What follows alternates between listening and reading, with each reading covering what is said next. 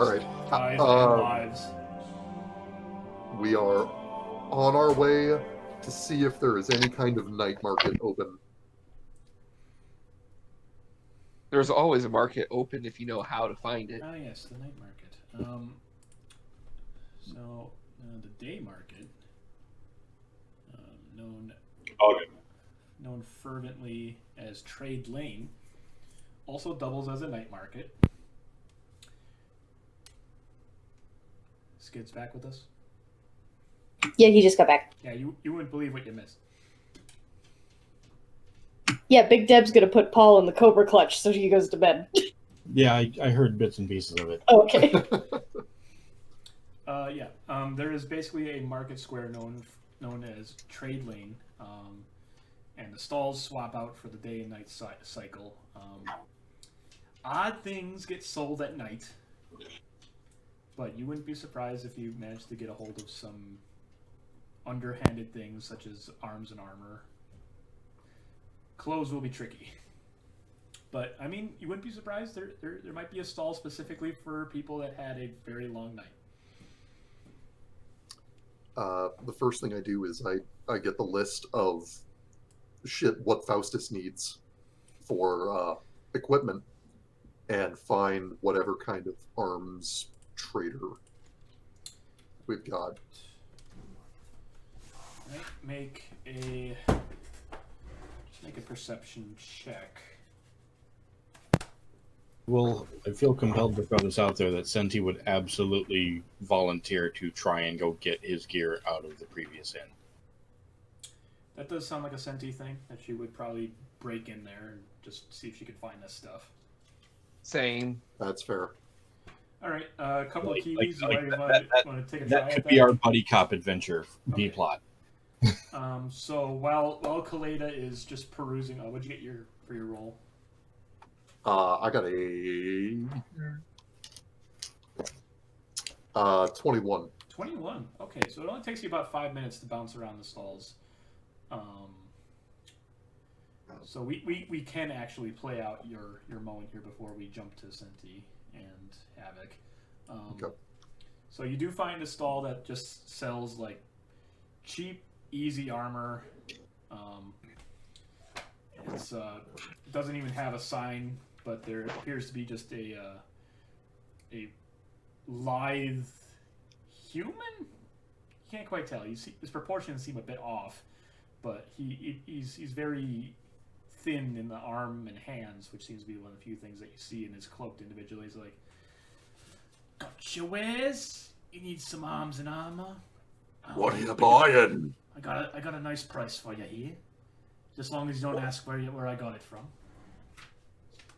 I give him the list that Senti probably looked over and scratched a bunch of shit out for things that she knew were over at the Blade's Rest.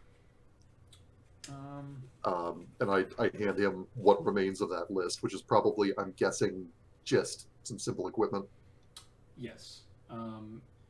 You basically, for the low cost of 10 gold, can re-outfit your Faustus. All right. Although the armor appears to be gently worn. So here's the thing. Market like this, we go back and forth, we discuss the price. I try to lowball you. With the process. I try to lowball you. You come back with something that's still high, and we work our way toward a happy medium that maybe favors you a little. How about this? I'm going to save us both the time. I'm not going to haggle this number. In exchange, I need raw salt, I need purified oil, and I need glass flasks. You got the wrong man. On Friday, I only got just arms and equipment. Raw salt isn't easy to come by, especially not at this time of night. That oil's not going to be easy to come by. All I need is names, and then I pay you this money, and we walk away from each other. He kind of looks a bit perplexed. Like you're trying to do something shady and underhanded, but it really isn't. I am buying the car at sticker price. I am owed an air freshener. He says, like, well, I got, there's an herbalism shop that's open in the morning, if you could wait till morning. I got all those things. If you have to have it now, he starts to ponder and think of his comrades in stalls, and he's like, no, I can't think of anyone else that could provide you these things, unless you know a cook. You go to the Knight's Inn, I'm sure they'll have all the salt you need there. All right. And I pay him. Okay. He takes the money, and you have clothes and the like for Faustus at a discounted price. Fantastic. Okay, Havik. You are also on a quest of your own, I guess, to retrieve the boots and gear that cannot be simply replaced by a stand owner.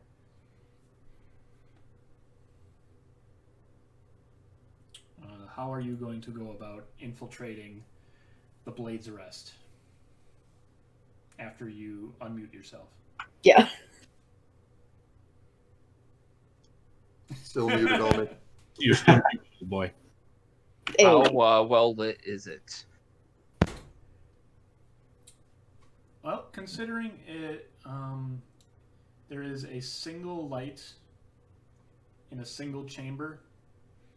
If you were to guess, you would assume the owner of the place is still living in there, even though it is being refurbished or redone. Okay. But it's not like it's being guarded. There is no work crew working long into the night. They're not getting paid like that. So If we think Byron is still there, Yeah, why you don't we just walk in knock? the He door. likes us. Yeah, I was gonna walk in and see if the door is open. So Senti poses the obvious question. Well, I had assumed he was elsewhere during reconstruction, so Nope. From what you can gather is that his home hasn't been worked on, so it's still attached to the place, but it's not getting any work, so he feels like he can still stay there. Either Yeah. that, or he Okay. just really doesn't like the Night's Rest or Good Bed. Okay, well, if the front door is open, I'm just gonna walk in through the front door. It's not open. It's very much closed and locked. Okay, I'm gonna go and I'm gonna motion to I'm Senti gonna to pick come the over. lock. This is the Well, obvious no. answer. Well, no, I'm gonna let Senti pick the lock, and I'm gonna try and talk to. Okay. What's Senti doing, Skydd? knocking on the door. Okay. Yeah. So First the gentle knock, wait a little bit, then the pound. yes, the loud lock pick. So she goes full toddler, double palm, just slapping the shit out of the door. Yeah. Within her second attempt at bringing the noise here in the middle of the street, definitely a few guards are like walking by and just looking at you guys right now. But it is around also this time that Byron opens the door, and he is in his night clothes, and he is just like, What is it? Hi. Since he just walks right past him. And Byron, you know who I am, and you know who she is. Unfortunately, one of our compatriots left gear here, and it is of the utmost nature that we retrieve this. I understand that you are being inconvenienced, and we will make it right. he nods slowly. He's like, yeah, the wily one without the shoes that are here, along with all those other magical doohickeys. Yes, they are still intact. I was almost going to presume. pawn those off. I didn't think you guys were going to come back for that. Well, it's a little awkward, but Faustus, did you have a bag of holding? I don't believe I do. Okay. Oh, do I have to look at my own character sheet? This is crazy. That doesn't sound like a thing he would have. Okay. No, I think he just had simple gear on him. The magic is in the man. Well, Byron, just hand us the gear. Faustus and Sir Caleidah and the others will never know that what your intention of this gear would be. No one else but me and her will, and you will know of what your thoughts were. You see like a flash of fear just cross his eyes, but not so much of that idle threat you gave him, but more of the fact that although we will make thankful sure he that is for your guys' contribution, you guys did a mental number on him. We will make sure that your reputation is never tarnished. But I ask for one extra stipulation to this. A permanent home here at any time the Sons need. A place to hang their boots and hang their gear up. For a modest discount price, obviously, for how well we've left you off. By all means. You've left me off well into retirement, so I choose it. You are free to come by, just as long as you don't cause any more structural harm. I'm kind of want to expand, beat out the competition across the street.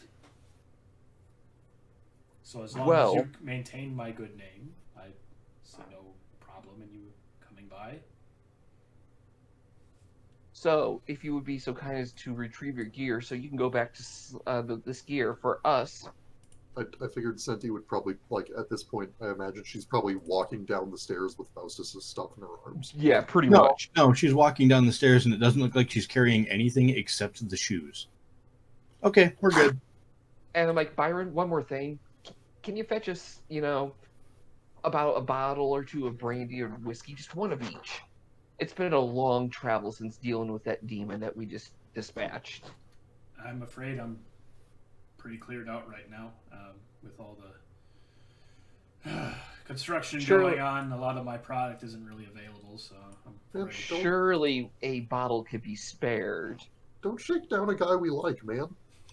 I'm not shaking him down. You're shaking him down. You're kind of shaking him down. Shaking down this bottle of kerosene. You're pretty much going like, hey, you're buying the protection so something bad doesn't happen. Literally being a crime lord to him right now. I also hold up a piece of gold or two. Yeah, now that we called you out on your bullshit, you do. I was going to pay him. I wasn't just going to take it. So he finds a hidden compartment, and he pulls a sack with various items in it, namely a alchemy jug, pretty fancy thing. Yes. The tub of nail. Fine alchemically pure mechanice. A pretty weird-looking orb, a potion, and just some basic odds and ends like a water skin and a whetstone and all that basic stuff. But mainly the alchemy jug and the potion seem to stick out as big deals. Okay. And he's like, well, probably could have fetched a little bit, but here you go. And once I'd say about a couple weeks from now, the building should be ready, and you have a home here as long as you wish. As long as nothing crazy happens, please. I was actually this close to considering just closing the whole thing down and retiring. But how much do I owe you for this? What was that? How much do I owe you for this? Nothing. It's not mine. But I figure he's just All he gave you vanished was as soon as you guys did. Okay. Oh, I just said all that he's given you is Faustus's shit. Yeah. Oh. No, I meant Senti's carrying his boots like in her hands, but she's got everything else in her bag of holding. Yeah. So, like, she already went up and grabbed all the shit. Okay. Assuming she found it. I mean, assuming she found it. She found the shoes, but everything else was locked away in a compartment that would need some sort of roll to be found. Well, I imagine, like, his armor and everything were... His armor was pretty obvious, so you did find that. Yeah, you've got the... You found his chain shirt and his boots, so basically his clothes part. So, I'll put 5 gold in his hand and tell him we will be seeing him soon. Not ominously, though. You pull a knife out and start licking it. There's no non-ominous way to say to someone, "See you soon." If you break it up, no, there's just no way you can. Okay. You got to go with a "We'll be seeing you" or a "See you later." The specificity of "See you soon."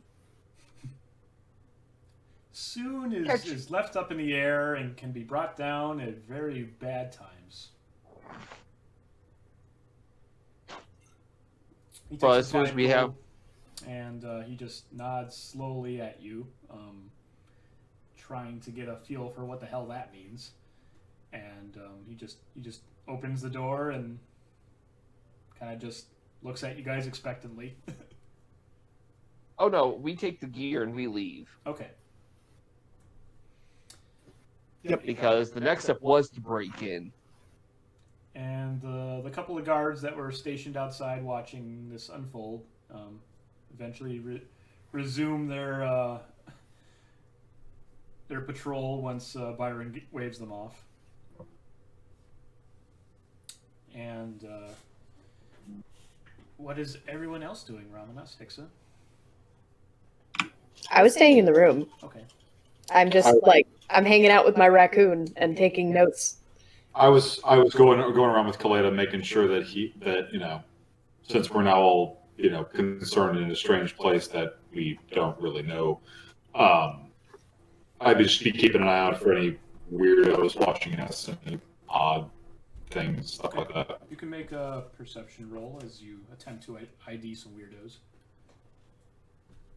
And I'm focused on finding merchants because as we're going, I am stopping and thinking and adding stuff to my list because I am, after my talking down from Sylas, I am planning on being more prepared.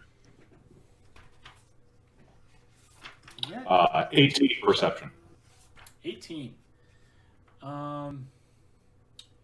It's not uncommon to get looks just by being you guys. You got a knightly figure over there with a billowing cloak and you being I have it turned also off. a We're cloaked cool. individual, kind of just hanging tight to him, and there is a presence that is definitely not commoner that is coming off of you guys, and also the fact that your heroes here kind of also might bleed into the streets, but you don't detect anyone with any malice, just more intrigue and interest, just like, wonder what they're doing. Maybe I should buy what they're buying. But No one can just shake us down. the streets are pretty thoroughly patrolled right now, and you get a feeling that, like, out here in the market square, that there isn't going to be any dastardly things happening. Fair enough. As we're Also- talking, sorry, go ahead. Oh no, you're fine. As we're talking to folks, because along with the oil and the raw salt, I'm also looking for frankincense and a couple of other incenses that are probably going to be more rare Yes. than that. And I'm guessing that most of these leads are pointing me toward the herbalist. Frankincense comes from a very specific tree, definitely not from around here. So to get your mitts on it, in particular, is going to be a challenge. And yes, you will need a specialist to get a hold of something like that. All right. But as we're going, I'm trying to find out if there are any bars that are owned by Kalak. If you want, you can make a a knowledge local check, or you can attempt to just shake a local down. No, I want it to be pleasant. Could I, or as I'm talking to people about bars, I'm just occasionally dropping Lord Kalek's name and how kind he's been to us, Okay. and kind of wondering aloud if there's any place that we might run into him for a drink. Would that give me insight? That would be more of a persuasion check since you're trying to Okay. like get information from people. Yeah, that's not bad. That's a 17. 17. Okay. So just polling the locals. You gather from namely a pretty chatty woman, namely, who says like, "Oh, Lord Kalek. Yes, he's a bit of a shit, but he's a rich shit. He namely puts most of his fortune into his manor house. It's quite large, and mainly into guild work is where he makes his money. He doesn't really have much in the way of buildings of his own." Oh, but surely there's a club or a tavern here in town that, you know, he might not outright own, but maybe the person that owns it owes him a bit of money, if you know what I mean. She like ponders and she's like, "Well, I wouldn't know anything about that. You might have to talk to more important people than me." And you pretty much get that from other people, is that he doesn't, on the surface, he doesn't seem to own any buildings per se, and the information you are seeking, that's some deep politics that you're trying to dig into, and you're not going to find it off of someone off the street. These are I go back to the arms dealer. These are the thank you for not snitching moments. Back at the arms dealer, I'm sure he's still kind of doing his due. He seems preoccupied counting the coin he recently got. Well, I walk up, just He seems to be making like a little house out of it. already walking up with the coin in my hand. And he's got his fingers together, and he's just like putting like two together. He's like, all right. He's like taking a third one, trying to set it on top, and it falls. He's like, damn it! What's And he looks up. He's like, how can I help you? what's your name, friend? Our last talk was so transactional. You know, I want this to be more personal. My name is Dariel. Dariel Windspeaker, although I'm far from a windspeaker myself. But just Dariel's fine. Is Dariel Alhad? He looks around and starts sweating. Can I see? Can I see his hands? He has them tucked away in his sleeves for now. As I'm looking at him, and I'm looking at him up and down, and I pick up just whatever an average sword on his bench is. I'm sure they're not very good. They appear to be gently used. Some of them have chips as though they were clanged against shield and armor.